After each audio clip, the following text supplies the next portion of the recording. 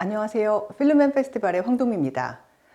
제가 지난 시간이 끝날 때쯤에 오늘은 영화제에 출품하는 작품들을 선정하는 과정에서 있었던 시비에 대해서 말씀을 드리겠다, 이렇게 이야기를 했죠. 한번 그 이야기를 해보려고 합니다.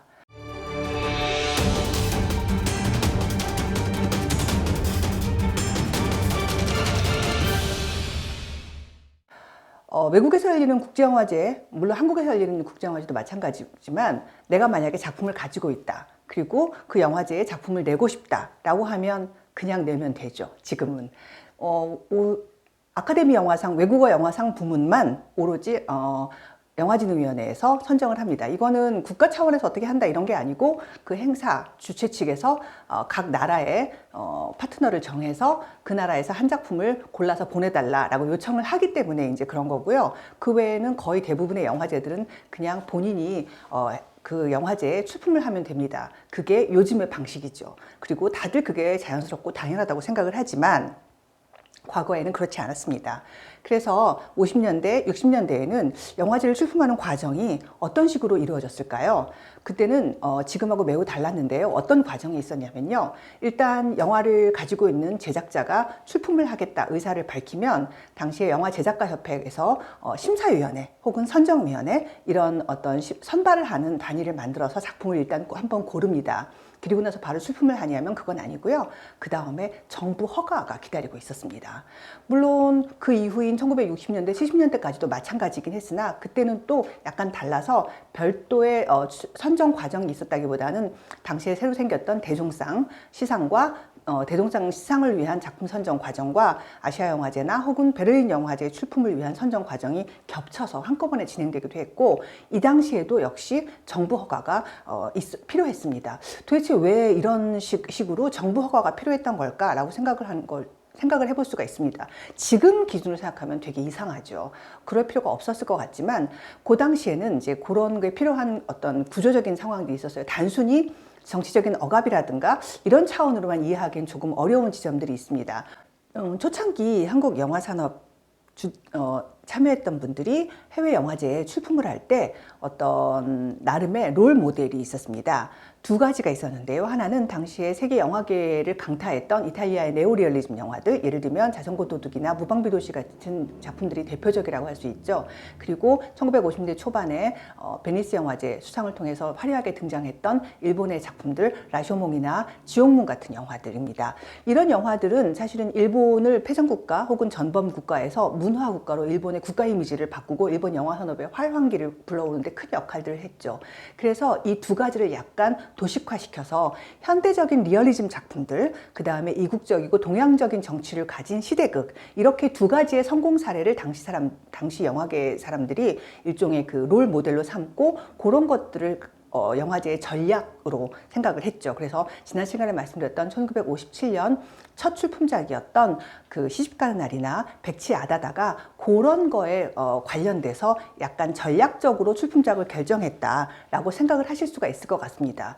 그런데 이런 롤모델을 벤치마킹하는 전략 동시에 갈등 요소도 하나가 있는데요. 예를 들면 너무나 잘 아시겠지만, 영화에는 예술적 가치, 즉 만듦새, 그리고 만듦새 안에서 나오는 주제의식 같은 것들이 보여주는 예술적인 가치와, 또 하나는 산업적 가치라고 할 수 있는 부분들이 있겠죠. 요거 사이에 갈등이 하나 더해진 게, 당시에 한국이 가지고 있는 어떤 전 세계 안에서의 지위의 어떤 한국이 전 세계적으로 살짝 지위가 떨어지면서 국가 선전 기능이라고 하는 거에 대한 어떤 고민들이 영화계와 정부 모두에게 있었던 것이죠. 그래서 국가 선전 기능이라고 하는 생각, 그 다음에 영화가 가지는 산업적 역할, 그리고 예술적인 가치, 이런 개념들이 출품작을 선정하는 기준으로 모두의 머릿속에서 함께 혼재되어 있었던 것이죠. 거기에 영화계와 정부 간의 관계, 아까 말씀드렸던 것처럼 정부의 허가가 필요했으니까 그 갈등까지 포함해서 사실 이제 선정을 둘러싼 시비건들이 굉장히 많았습니다.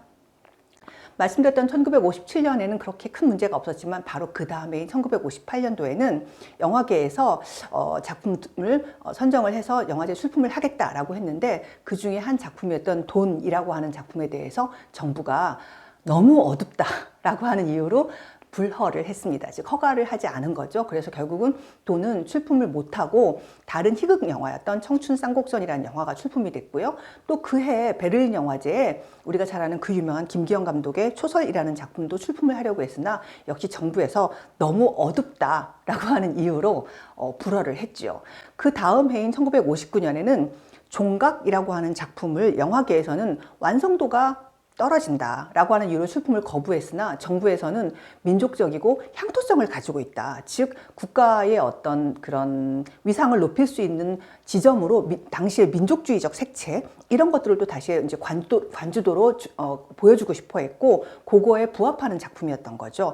이래서 종각을 둘러싼 또 출품 시비가 있었고 결국은 당시에 영화계가 밀었던 작품과 정부가 밀었던 작품이 모두 다 출품을 하지 않는 걸로 약간 폭력적인 결론이 나기도 했습니다.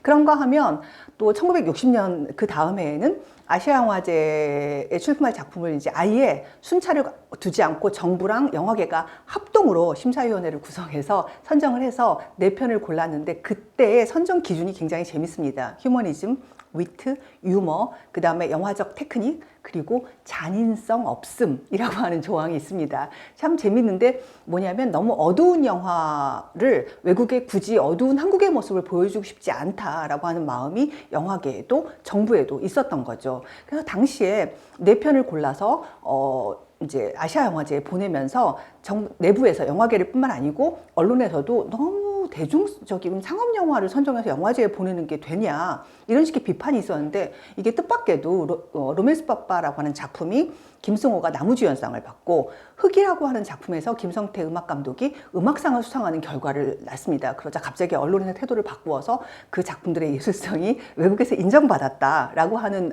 식의 그런 또 기사를 싣습니다. 이렇게 놓고 봤을 때는 외국의 시선에 좀 나름대로 우리의 판단 자체도 좌지우지되는 측면이 있었구나 하는 생각을 할 수가 있습니다.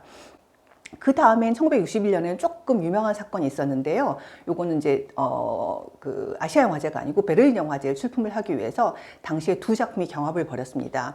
우리가 잘 아는 마부라고 하는 강대진 감독의 작품과 또 유연목 감독의 오발탄이라고 하는 영화가 경합을 벌였어요. 그래서 잘 아시겠지만 마부는 약간 희망차게 살아가는 모습 뭐 이런 거라고 한다면 오발탄은 정말 당시에 암울한 현실을 그려낸 작품이었죠.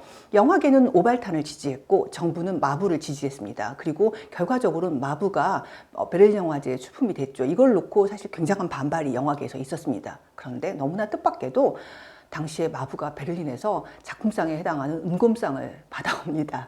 그러자 갑자기 수상 후에 마부에 대한 국내에서의 평가도 일반적인 대중영화, 상업영화였다라는 수준에서 갑자기 굉장히 우리 당대의 삶을 잘 묘사한 우수한 작품이다라는 식으로 평가가 좀 바뀌기도 했어요. 결국 제가 하고 싶은 이야기는